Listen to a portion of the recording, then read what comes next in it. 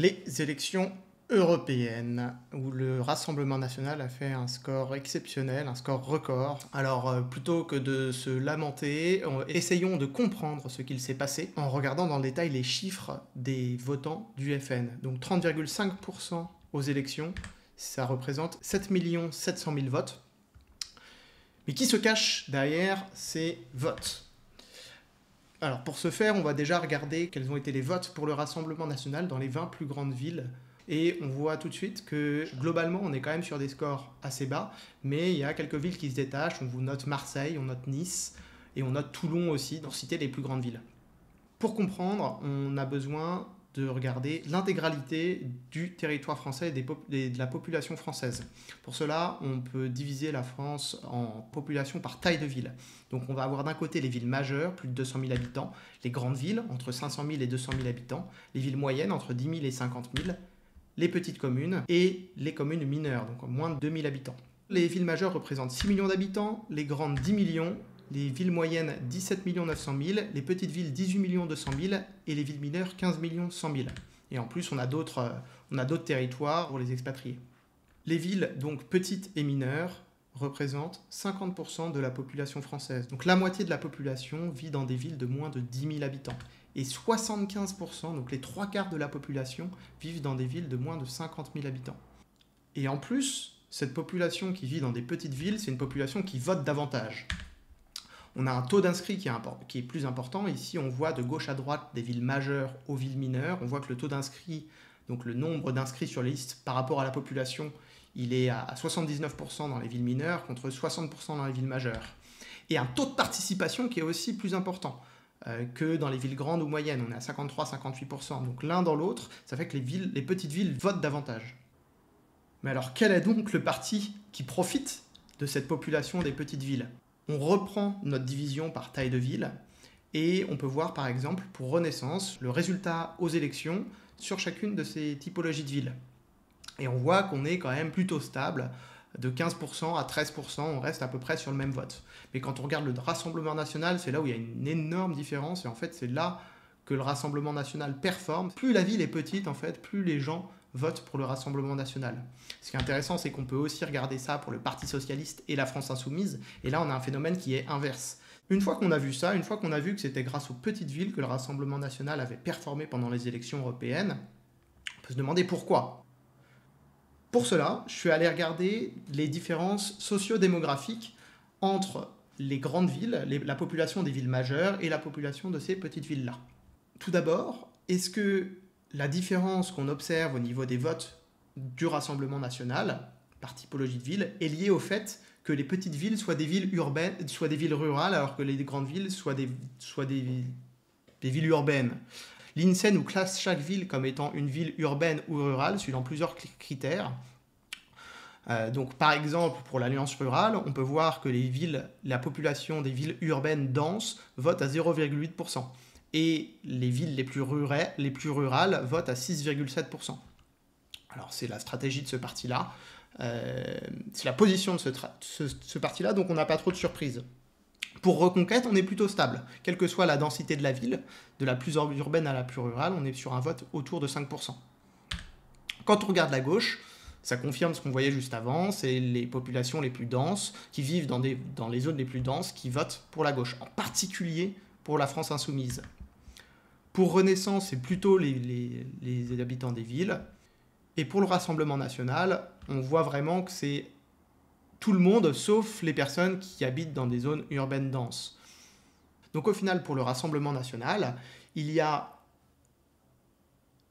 obtiennent le même résultat, que ce soit dans une ville urbaine à densité intermédiaire, qu'une ville rurale autonome très peu dense. Donc il n'y a pas d'impact au niveau de l'urbanisation de la ville, ou en tout cas moins que la taille de la ville, comme on a vu précédemment. Est-ce qu'il y a une différence de niveau de vie alors entre les tailles de villes? Encore une fois, j'utilise les données de l'INSEE, donc c'est des données qui sont publiques et que vous pouvez télécharger très bien chez vous. Il y aura un lien dans la description. Donc on a toujours notre séparation par taille de ville. Donc on peut voir que pour une ville majeure, la médiane de vie est à 23 700 €. Et cela ne change quasiment pas selon la taille de la ville. On est toujours plus ou moins au niveau de la même médiane de vie. Est-ce que alors il y a une différence d'âge? Donc l'INSEE nous divise les données nous divise les âges en 6 catégories différentes. Tout d'abord, les villes majeures. En bleu ici, on voit qu'il y a une forte population de 15 à 25 ans qui représente la majorité des populations des villes majeures. Alors c'est une petite supposition, peut-être que c'est sûrement des étudiants. Et après, au fur et à mesure que la ville est de plus en plus petite, la population devient de plus en plus âgée. Et la population présente est de plus en plus âgée. Et il y a vraiment une linéarité au niveau de l'augmentation de l'âge de la population vis-à-vis de la taille de la ville. Et on peut voir que dans les petites villes, il y a vraiment une population qui est beaucoup plus âgée, avec 50% de la population des villes mineures qui ont plus de 45 ans, alors que c'est 38% dans les villes majeures. Donc il y a un vrai décalage au niveau générationnel. Est-ce qu'il y a aussi une différence au niveau de l'éducation? On a le niveau d'études atteint par chacun des habitants après 15 ans des différentes tailles de villes. Pour les villes majeures, on a une forte majorité de bac plus 5 et plus, beaucoup moins pour les villes grandes. Et à partir des villes moyennes, on voit le pourcentage de personnes qui ont soit le bac, soit inférieur, qui augmente drastiquement. Et de la même manière que l'âge, on a vraiment une différence très nette entre les villes majeures et les villes mineures au niveau du niveau d'éducation. Donc en moyenne, une personne qui vit dans une petite ville a un niveau d'éducation moindre par rapport à une ville majeure. C'est plutôt très marqué, je trouve.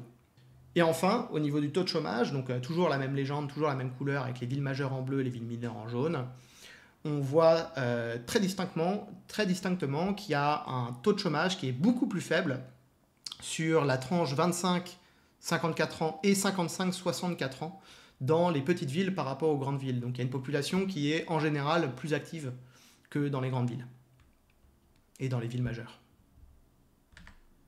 Voilà, donc au final, pour expliquer ce score du Rassemblement national, qui est-ce qui vote Rassemblement national? Ce sont des personnes en grande majorité qui habitent dans des petites villes, donc moins de 10 000 habitants, moins de 10 000, et d'autant plus que la ville est petite, plus on vote Rassemblement national. Et c'est d'autant plus important, ça a dû être une vraie stratégie du Rassemblement national, parce que la moitié de la population vit dans ces villes-là. Donc si on veut contrer le Front national, c'est vraiment l'effort, il doit vraiment être fait au niveau local, dans les villes les moins importantes en termes de population. Et en plus, c'est d'autant plus important que les petites villes ont tendance à davantage se mobiliser pour aller voter que les grandes villes.